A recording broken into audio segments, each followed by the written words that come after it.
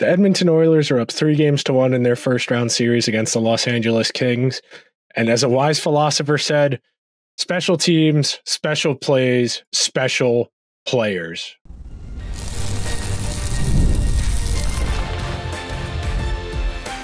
You are Locked On Oilers, your daily podcast on the Edmonton Oilers, part of the Locked On Podcast Network, your team every day. Hello, everyone, and welcome to this Tuesday edition of Locked On Oilers. I am your interim host, Nick Zararis. Today's episode is brought to you by Monopoly Go. I admit it, I have quite the competitive side, and it's a big fan of Monopoly Go, the mobile hit twist on classic Monopoly.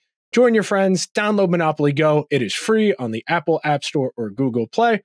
Thank you so much for making Locked On Oilers your first listen of the day. This episode is going to hone in on some key themes, big picture of the series. Get to tease tomorrow's very special episode. We're going to have 2 episodes coming out on Tuesday. Very exciting anytime you can make that happen. So we'll touch on what that's going to be in the third segment. So be sure to stick around. We're going to open up with a conversation about special teams, both in terms of the Oilers and Kings series and then the playoffs at large. Our second segment, we are going to open it up a little bit more to how we can talk about how we can analyze play in a more constructive manner, as opposed to putting just blame or heaping praise based on win or lose. And then the third segment, we're going to touch on exactly how the Oilers can put this series away. So, getting on into it, the first subject of we talk a lot, and when I say we, I mean the hockey media community, because this is not an entirety of hockey conversation. There are some segments of the hockey media that don't really talk about the nuances of the game, which drives me up the wall to no end. They're more concerned about talking about pride and wanting it and determination. Like professional hockey players don't all want to win. It's the most convoluted, contrived, forced narrative to ingratiate the commenter up with the fans of that team, because the fans want to win really bad. So why doesn't this player want to win really bad? Well, if they're not winning, that means they don't want it, which is it's all nonsense. If you ever want to understand how to attack that line of thinking, go watch what Mark Cuban did the day after the Mavericks beat the Miami Heat in the NBA Finals back in 2011 on First Take, where he systemically dismantled all of Skip Bayless's talking points about how LeBron folded and the Heat weren't ready for the moment and that the Mavericks wanted it more. All convoluted nonsense. But for the purposes of this conversation, the Oilers are a supremely talented hockey team. There is no question about that. Their high-end players are amongst the best in the entire world. You heard it in my trailer for this show. You heard it from me pretty much every episode since I took over a week and a half ago. When you have a team that features 2 of the 10 best forwards in the entire world and 1 of the 10 best defensemen in the entire world, you're going to be able to control large stretches of the game, even when those guys aren't on the ice, because you are going to force the other team to play matchup to try and mitigate those guys. And in doing that, you're going to set up other guys in your lineup for success. So we don't typically think of special teams being a showcase of talent. We think about it in terms of success as a team, that if you have a good power play, if you have a good penalty kill, you're typically well coached, that you exploit your matchups. But conceptually, you should be thinking about your power play and your penalty kill as showcases for your best players and what they're good at. You know, I get frustrated a lot when I see teams put players in positions they're not particularly situated for, or they don't have the skill set for. I say this all the time. I said this on Locked On Flames. I'll say it here on Locked On Oilers. I'll say it any media entity I do the rest of my life. You do not get to the professional ranks without talent. You have to be good at something if you are in the NHL. It is on the coach of your team to put you in a position to succeed. You watch the way the Oilers orchestrate their power play, and you know that team has a full understanding of its best player, Connor McDavid, and his strengths. Connor McDavid runs the power play the same way a point guard runs spacing in basketball. His movement around the perimeter or driving to the basket creates all of the spacing for the other guys on the floor. In McDavid's case, because he can dart to the net and bring guys in, that's going to open up passing lanes in other places on the ice. If he cuts to the middle and drives the net, that's going to force Kings defenders to come towards him to respect him.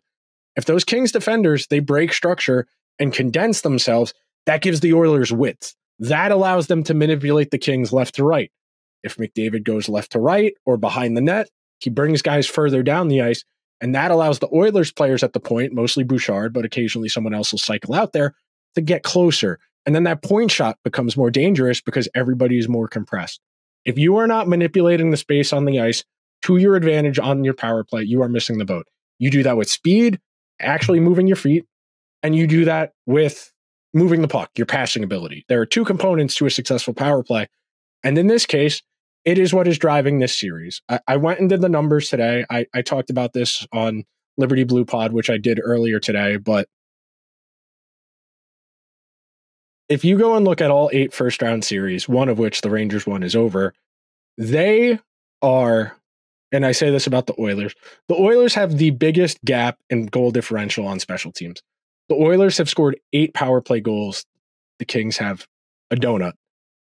The Oilers penalty kill has yet to concede a goal against. The Oilers power play is humming right along. If I have my numbers here, which I do, the Oilers are scoring on 53% of the power plays. 53% power play is 2 times as good as what the best team in the league does in the regular season. In the regular season, the best team in the NHL is going to be somewhere between 25 and 30%. To be converting on 53% of the power plays is insane. I understand it's only 3 games. I understand that number is going to come down as the playoffs go along, unless the Oilers have maybe the Oilers have found the first power play that can score 50% of the time. That's certainly possible. I won't rule it out. If anyone could facilitate a 50% success rate power play, it would be Connor McDavid. But when you have that type of advantage on special teams, you are going to put pucks in the net. And when you play with the lead, because you're scoring on the power play so much as the Oilers have in this series, it changes the way you need to think about 5-on-5. You don't need to thrive at 5-on-5 if you're going to win the special teams advantage that decisively. In that case, all you need to do is be decent at 5-on-5. You don't need to control play, though the Oilers do when McDavid and Draisaitl are out there. You just need to tread water. If you're within 45, 50% in the key metrics, if you're scoring on 50% of your power plays, you can get away with being mediocre at 5-on-5. Now, as the playoffs go along, if the Oilers play better teams, which they will if they keep advancing, they're going to have to be better at 5-on-5, especially in terms of scoring goals. But if you're cooking like that, you have opportunity. At even strength, this series is tied. Both teams have exactly 10 goals at even strength. Special teams, it's 8-0. That's the difference in this series right now. It's that straightforward. And if you watch these games, you see it. When this game is 5-on-5, when the Kings are able to slow things down, muck it up, force the Oilers to play defense, the Oilers look pretty meh, and the Kings look pretty good. So if you can find ways to keep the game at 5-on-5, which is the issue here, if you are a team like the Kings, or in the case of the Capitals, or the Islanders, or the Lightning, and you are the less talented team in your series, your margin for error is a lot smaller. You cannot afford to make as many mistakes as your opponent. You cannot give them special teams advantages. And that's really been the undoing of the Kings in this series. But coming up next on Locked On Oilers, we're going to dive into having more constructive conversations about playoff hockey. Coming up after this. All right, game off. We got to pause here to talk more about Monopoly Go. I know what you're saying. Penalty, delay of game. You already talked about that, but there's so much good stuff in this game. Monopoly Go, you can team up with friends for timed tournaments where you work together to build up on each other's boards. The more you win together, the more awesome prizes you unlock, and there's so much to get. Unique stickers you can trade with friends to complete albums for big prizes, cool new playing pieces to travel the boards with, hilarious emojis for taunting friends when you smash their buildings or heist their vault. Plus, Monopoly Go feels new and exciting every day with constantly changing tournaments and challenges. A ton include their own unique mini games like digging for treasure or a robot pachinko machine. Now, there's new timed events that help you win big, like massive multipliers for everything you win or rent frenzies. There's always something fun to discover in Monopoly Go. Get off the bench, Go download it now. It is free on Google Play or the Apple App Store. Game on. Want to thank everybody who's making time to listen to Locked On Oilers today. Hopefully your week is off to a good start on this Tuesday. Hopefully Monday didn't kick your butt too much. I know I was absolutely shot yesterday. I mean, I slept in till about 11 o'clock on the East Coast, which if you watched or listened to Monday's episode, you can understand why I was so tired. But this conversation we're about to have, this second segment, it's not as much tailored to an Oilers-Kings conversation. It's a little bit wider than that. And forgive me, I know if you're an Oilers fan, you probably don't want to hear a Leafs apologist, but on some degree, this conversation is inspired by how the conversation about that Leafs Capitals series is going, how the conversation about Alexander Ovechkin and the Capitals is going, because I think we're too quick. I think we are too quick to put the blame on somebody for playing poorly, as opposed to giving credit for the other team playing well. In this case, in talking about the Oilers series, yes, the Kings have given the Oilers so many opportunities. The power plays, you cannot expect to win a playoff series against the Edmonton Oilers if you are going to give them this many opportunities. No, the Oilers aren't always going to score 53% of the time on the power play. That's not going to happen. They're going to score a quarter of the time. They're going to score a third of the time, especially over a short playoff series where maybe somebody gets a little bit hot or a goalie on the other team gets cold. But man, you would think the Kings were the worst team of all time the way some people talk about them. If you watch these games, the Kings are playing pretty well at 5-on-5. Their third line, Fiala and Dubois, they're having nice series. I think Trevor Moore is a lot better than I thought he was. Granted, I don't watch a ton of the Kings. I watch a handful of their games during the course of a regular season. But Trevor Moore's a guy. He's noticeable. He's impactful. You've heard me talk and sing the praises of Adrian Kempe before this series, and now a guy who's had 30 goals multiple times. The Kings are a talented team. When they are playing their game in the style they want to, they're pretty good. And you'll hear me talk about this from an Oilers perspective right now. You heard me say this after game 2 did not go the Oilers' way, where Stuart Skinner didn't look great. We were all very quick to say, well, Skinner's got to come up with a save. His team needs him. If they're going to score 5 and 6 goals, they're going to need him to make a save at some point. I don't inherently disagree, but I think in putting the blame on the goalie, I think you are giving the rest of the team easy excuses. And I understand there's give and take. It is a team. It's a cohesive unit. I feel we don't do a good enough job of distributing praise and distributing blame throughout a team based on what happens. I think we look for the easy answer because it helps us rationalize and further our own perspective on things. If you were skeptical of Stuart Skinner coming into this series and you saw how he played in the first 3 games, and he didn't look great, then I think you're in a position where you can point to that and say, hey, he hasn't been good. He hasn't been good. And then there's me, who, yes, I am pulling for the Oilers. I hope they go far. I hope they win the Stanley Cup. It would make my job doing this show a lot easier.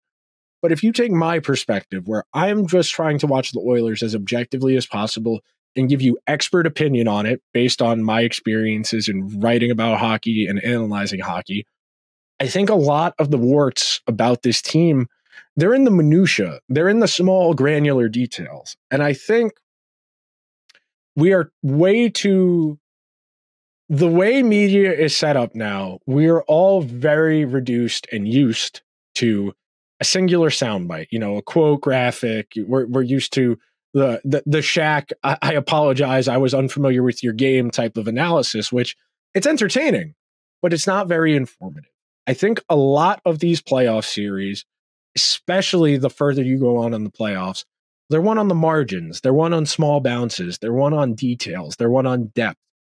And it's hard to articulate that. It is hard for a panel analyst who only has, 90 seconds during the 12, 13 minutes of intermission that they're on the air to convey that, well, the Kings are forechecking pretty well when they're at 5-on-5. They're making the Oilers defensemen try and skate the puck out of danger as opposed to passing it to their forwards. Oilers aren't used to playing that way. It's more difficult for the Oilers to play this way, and that's why the Kings are finding success. That's lot more. That is a lot more long-winded than saying, well, Anze Kopitar made a great play. The nuance within hockey is really part of what makes it so beautiful and why it's so difficult to analyze, because two different people who both know the game. There are a lot of people who understand the game of hockey very well. They can watch the game in entirely different ways because of their experiences, whether it's playing, whether it's analysis, scouting, whatever. Based on your experiences with the game, you are going to hone in on different things when you are watching plays develop. If you play defense, you're more likely to skew towards watching how the defensemen use their space. If you played forward, played goalie, etc. If you have a baseline level of understanding of one of these perspectives, you're going to use that in formulating your opinion. And I'm going to bring this to the Leafs now because, yes, the Leafs star players are underperforming. Yes. The Bruins have scored 7 goals in 4 games. They're being outscored 6-1 on special teams, only 8-6 at 5-on-5, but the special teams disparity is what is swinging that series. Right now, across the 8 series, the only team that is trailing in their series that has an advantage in special teams goal differential is Tampa Bay. Tampa Bay had the best power play in the NHL in the regular season. Florida, I believe, has 1 shorthanded goal, if I remember correctly. I don't have my entire notes in front of me. I only have a spreadsheet up, but special teams are an opportunity for your best players. The Leafs in particular, more so than any other team, maybe the Oilers, but the Leafs are entirely dependent on their star players being the difference because they don't have the depth, because all of their money is in their star players. They do not have the financial resources to fill out a top 12. They had to cheap out somewhere in their lineup. Their defense is particularly questionable because they have sunk so much money into their forward group. Austin Matthews, Connor McDavid, Willie Nylander, Mitch Marner, they're all going to wear this. If the Leafs go out in 5 games to the Bruins, they're going to wear this. They're probably going to get Sheldon Keefe fired. Brendan Shanahan may get fired. They might trade one of those 4 guys. I don't think that's giving credit where it's due. I think the Bruins have been outstanding in this series. Jeremy Swayman has been lights out. The Leafs are not a bad team. They got a bad draw based on how they like to play. The Bruins are one of the best defensive teams in the league. If you saw any of my preview work leading up to the Bruins-Leafs series, I said the Bruins were going to win this series through goaltending and defense, and that's been the case. The Leafs can't get anything going on offense. And yeah, some of their star players are injured, and that's part of this. And then you'll get people who say, well, that's an excuse. Why are you making excuses? Well, if Austin Matthews gets pulled from a game for medical reasons after trying to gut it out, I think that tells you he is playing through something he probably shouldn't be playing with. Ditto Mitch Marner, who missed a month. People forget Mitch Marner missed almost the entire month of March. He missed from March 7th to April 7th with a lower body injury. He came back, got a few regular season games in before the playoffs started. But it's unrealistic to talk about these guys like they are a baseline defined asset. All of these players on an individual level, both in terms of talent, personality, mindset, emotions, all of those things are ebbing and flowing off of each other. It is not fair to reduce a guy to, well, he has 1 goal in 4 games. He's not that good. Well, why isn't he playing well? Is he getting to the dangerous areas of the ice? Yes or no? Yes. Okay. Is he shooting enough? Yes or no? On the other hand, is he getting to dangerous areas? No. Is he dumping and chasing? Is he being disengaged from the puck? Or is he avoiding contact? There are so many nuances to talking about this that we get lost when we start talking about, well, he wants it more. If you want to make a play happen, you got to go to the net. You got to be willing. You got to have the heart. It is frustrating as somebody who puts time and effort into this to see people who know better attributing blame in a stupid way. When you start blaming star players and saying they don't play like they want it, of course they want it. You think Mitch Marner, who grew up a Leafs fan, doesn't want to be the guy who helps bring a cup back to Toronto? You think Austin, Mitch, Willie, Morgan Riley?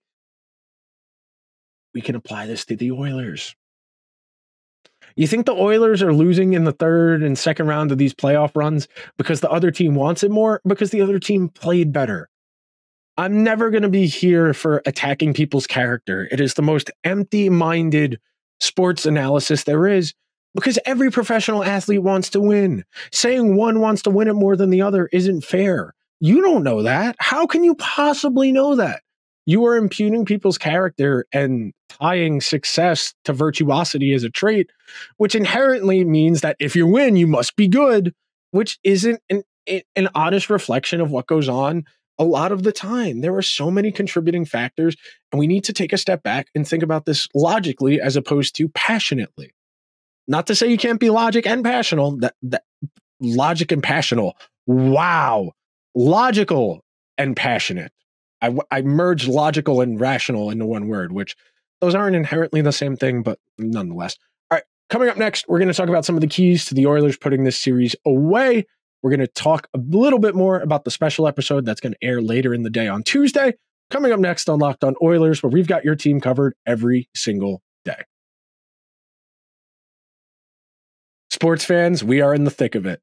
NHL playoffs, NBA playoffs, MLB season is in full swing. We've got NASCAR, we've got Formula One. Everything is going on in the sports world, and it's time for you to get in on the action over at FanDuel. It is the only place to get in on every game. Right now, new customers get $150 in bonus bets. That's $150, win or lose. Bet on everything from slap shots to home runs to slam dunks, all on an app that is safe, secure, and easy to use. What are you waiting for? Visit FanDuel.com/lockedon. Make your first bet an automatic win. FanDuel, America's #1 sportsbook. Thank you very much for making Locked On Oilers part of your day today. Hopefully, you are learning something from this. I am enjoying this experience anytime I can immerse myself in another hockey team, trying to understand the game, take notes, study, enhance my understanding of the way the different teams play, how they interact with each other. All of that makes me a better hockey analysis person. Wow. I made hockey analyst a two-word title. Hockey analyst. Wow. That's what happens when you don't sleep enough. Remember, kids, get your 8 hours, or at least 7. 7 should be your goal. What are the keys to the Oilers putting this away? Very straightforward. Don't let the Kings force you to beat yourself. The only way the Kings are making this a series is if the Oilers beat themselves. You're seeing this play out in a variety of series. You saw the Capitals reap the seeds of their own undoing. The Capitals giving the Rangers power play after power play after power play. As untalented a team as Washington is, gave that series away. The only times that series was close and the Rangers led for every single minute, but 3 minutes and 21 seconds over 4 games. The only time the Capitals were in those games is when the Rangers were giving them favors. The Oilers do not give the Kings any favors. And I understand that's an aspirational goal. It's not realistic as a game plan as a coach to say, hey guys, don't go out there and turn the puck over. Of course you don't want your guys to turn the puck over, but you need to think about this a little bit deeper. You need to think about it from the perspective of a player trying to make a play fast, under pressure, at the speed of an NHL game. Excuse me here as I take a sip of water.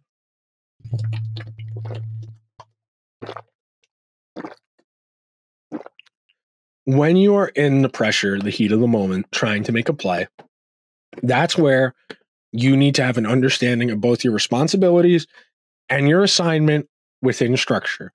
Because the whole point of having structure in a sport is that when you are in the heat of the moment, your instincts take over and you know what you need to do because you've been drilled and practiced and you've repeated what you're supposed to do thousands, if not hundreds of thousands, if not millions of times. Now, guys are going to make mistakes. It's going to happen. The key is to reduce those mistakes, where they occur, how frequently they occur. You can opt to make safer plays. You can do the alley-oop out of your own zone to relieve pressure, so at least your forwards can go off for a change if you're a defenseman pinned in your own zone for an extended period of time. If you've got someone bearing down on you and you're against the wall, you can pin the puck to the wall and wait for support to come to move the puck along to them. If you are in transition and a defenseman is about to step up on you and throw a hit, you can either pass the puck laterally and hope somebody is there to receive the puck with speed and keep skating straight forward, or you can dump the puck in past the defending player. You can try and absorb the hit or get around the hit, and then you can go and chase and try and get the puck. When you go back and you look at the goals the Oilers conceded in the game they lost to the Kings in overtime, a lot of those goals are stemming from mistakes at their own blue line, where they're passing into the King zone. The Oilers have 2 or 3 guys up at the blue line, and then they have 2 or 3 guys, depending on the alignment at the blue line, down close to the net. You make a mistake laterally up at the blue line, the other team can jump the pass, get in between, and then they're off to the races. That's how you get the Drew Doughty breakaway goal in that game. When you make mistakes you don't need to, when you try and do too much, that's where you get into trouble. I think the talent gap between these two teams has played out. The special teams advantage, the goal differential in special teams in this series supports my thesis. It supports my theory that if you took all of the raw talent from both of these teams and put them in the Monstars basketballs, where they took away the powers from the NBA players, you would want the Oilers one because there'd be more talent in it. The Kings are a good team. I have no qualms about saying that. They are a talented team. I think the Kings have one of the best top 9s in all of the NHL. The Oilers star players are better. The Oilers star players are winning the minutes head to head with the Kings star players. I think the Kings can definitely win game 5 and force a game 6, but they're going to have to play pretty close to perfect to make that happen, because as you've seen, as these games have developed, the longer they go, the Oilers find ways. They were down, multiple goals 3 separate times in that game. They lost in overtime to the Kings, game number 2. If you can come back from multi-goal deficits multiple times, you have enough firepower to hang around. If the Kings don't get out to such a big lead, the Oilers probably win that game and it's a sweep. But being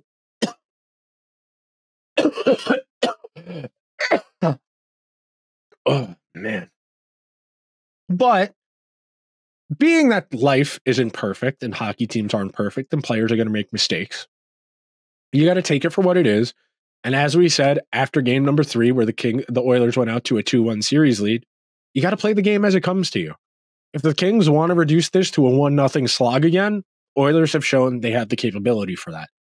If the Oilers want to open this up, turn this into a track meet, they can drop 6 on you in a heartbeat.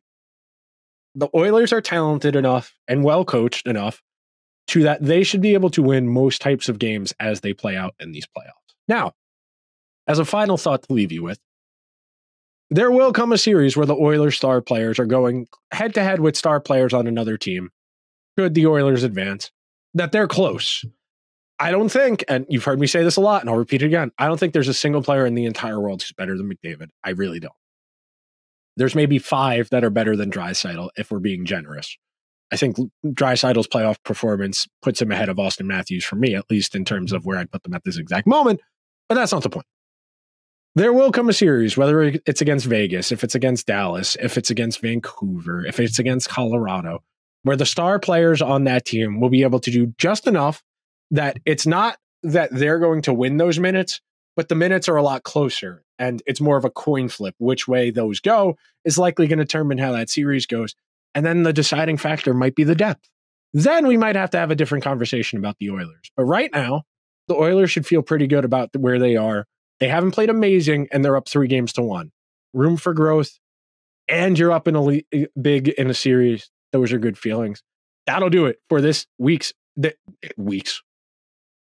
That'll do it for today's edition of Locked On Oilers. Make sure you are subscribed wherever you get your podcasts. Leave the show a 5-star review on Apple Podcasts or Spotify. If you are watching over on YouTube, the eye bags, they're not as bad. I got 8 hours of sleep. I took a bunch of Claritin so I could sleep, so my allergies wasn't bothering me. It was nice. Hit the subscribe button. Hit the like button. Let me know in the comments, who are you most excited to make fun of in these playoffs when their team gets eliminated? I will talk to you guys later today. 2 episodes, 1 day. Eddie Garcia of Locked On Kings joining the show to talk about the series from a Kings perspective. Until then, let's go Oilers.